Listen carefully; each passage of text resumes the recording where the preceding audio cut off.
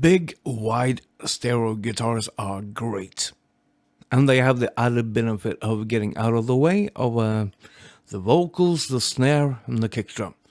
In this video, I'm going to show you what you should not be doing and the best way to achieve wide stereo guitars.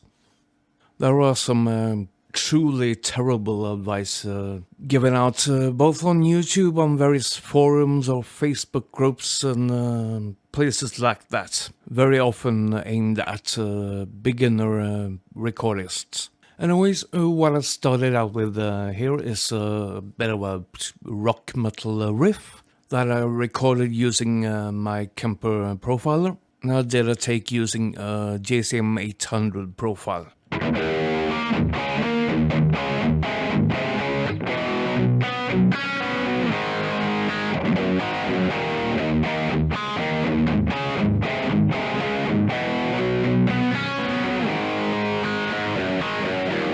That's a good start. Now to tackle some of the bullshit that gets thrown around online. What a few people tend to recommend is playing around with what is called the Haas effect.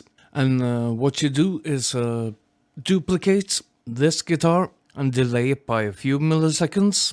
And that should give you a good wide stereo guitar, apparently.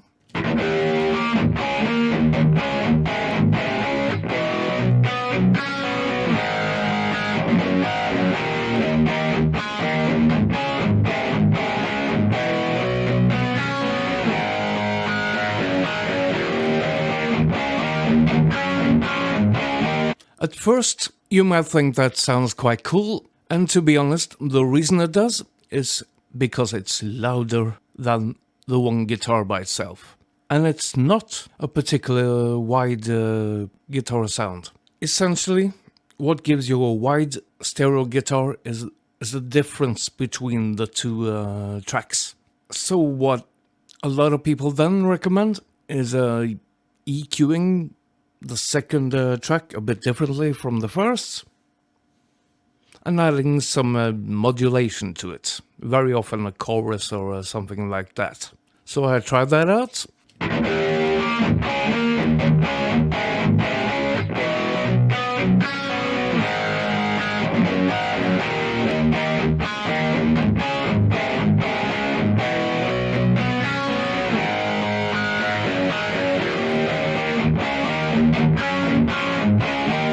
It's a bit better, but there's a big problem. What I'll now be doing is click this mono button on the master fader here.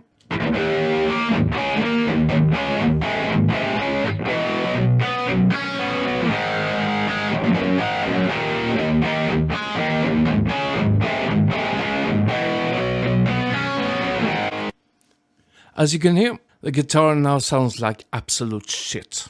And this is basically what it will sound like through laptop speakers, phones, pads, any pair of speakers when you move away from the optimal listening position. So in short, stop doing this. The absolute best way to get a wide stereo guitar sound is record a second take.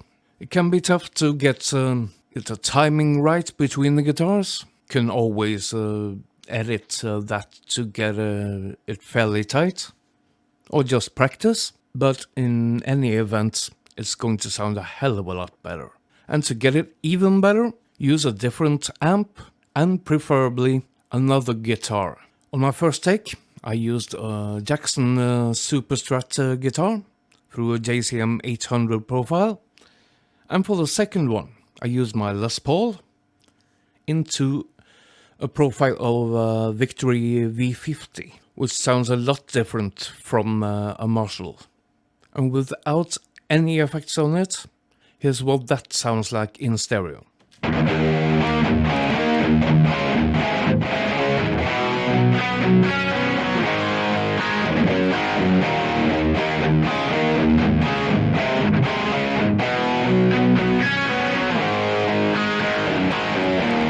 That's more like it. And if we listen to it in mono,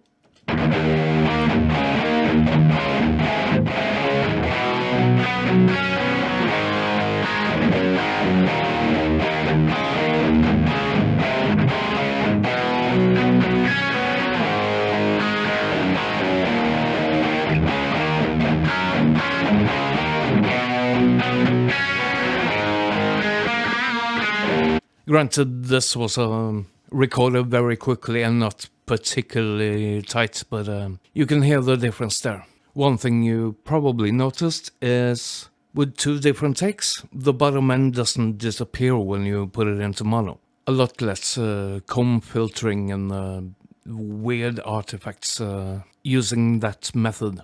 So the moral of this is really, if you can, record a second take. A lot of metal guys will actually record 4.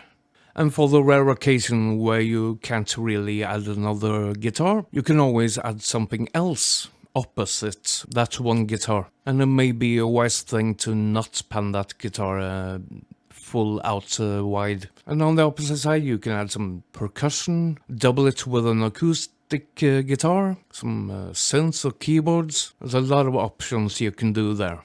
So anyways, that's my little rant for today. Please do subscribe and click that bell icon so you get notified when I have new videos. And do pick up some merch, link in the description. Have a great weekend, and I'll see you in the next video.